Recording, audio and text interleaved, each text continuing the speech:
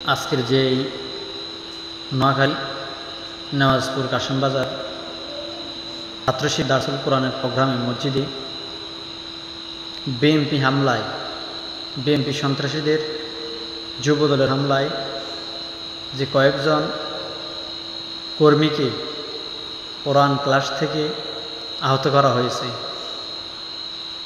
আল্লাহ তাআলা অচিরেই তাদেরকে ধ্বংস করে দিবেন নিশ্চিত। হাবলুল্লাহ, আল্লাহ তাআলা রশি ছেড়ে দিয়েছেন, কিন্তু তিনি রশির এক মাথা তার হাতে রেখে দিয়েছেন। আমরা বিগত সময় যখন কোথাও কোরআন ক্লাস চলতো, তখন দেখতাম যে কিছু মানুষ ফোন করে প্রশাসনকে বলতো, প্রশাসন তাদেরকে নিয়ে যেত। আজকে আমরা সরাসরি দেখলাম যে কিভাবে তারা কোরআন বিরোধী। এমন যদি হয়, মসজিদে যদি কোরআন তেলাওয়াত না হয়, মসজিদে যদি দারসুল কোরআন না হয়, তাহলে আপনারা ঘোষণা দিয়ে দেন মসজিদে কোনো রকমের কোরআন আয়াত তেলাওয়াত করা হবে না, মসজিদে কোরআনের ওয়াজ চলবে না। এটা আপনারা বন্ধ করে দেন যে নামাজ আমরা পড়াবো, আমরা কোরআন দিয়ে পড়বো না। আর যারা কোরআন পড়ে তাদেরকে দিয়ে আমরা নামাজ পড়বো না, আমরা আমাদের নামাজ নিজেরাই পড়ব।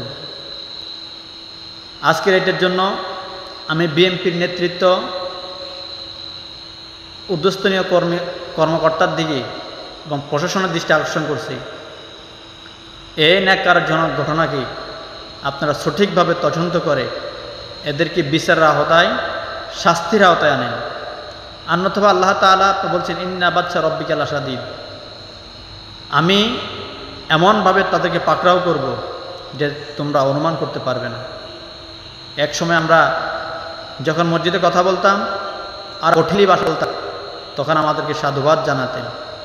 এখন যখন চাঁদাবাদের কথা বলি, যখন সন্ত্রাসী বিরুদ্ধে কথা বলি, তখন আপনারাই আমাদের বিরোধিতা করেন। প্রিয় ভাই, মাত্র ক্ষমতার জন্য এত অন্ধ হয়ে গেলেন, ক্ষমতার জন্য কোরআনের উপর আঘাত করতে পারলেন, ক্ষমতার জন্য ইসলামের উপর আঘাত করতে পারলেন। আপনাদের কাছে উদাত্ত আহ্বান থাকবে, প্রশাসন এবং বিএনপির উদ্বোধনীয় যত কর্মকর্তা আছে সবটি আশঙ্কা করছি এই ঘটনাকে সঠিক তদন্ত করে সঠিক বিচার আনতে হবে। বিগত সময় আওয়ামী লীগের সময় দেখছি যে ওখানে শিশু মাকে অনেকভাবে নির্যাতন করা হলো। কিছুদিন আগে আমাদের একটা মহিলা প্রোগ্রামে মা বোনদেরকে জবাই হুমকি দেওয়া হচ্ছে।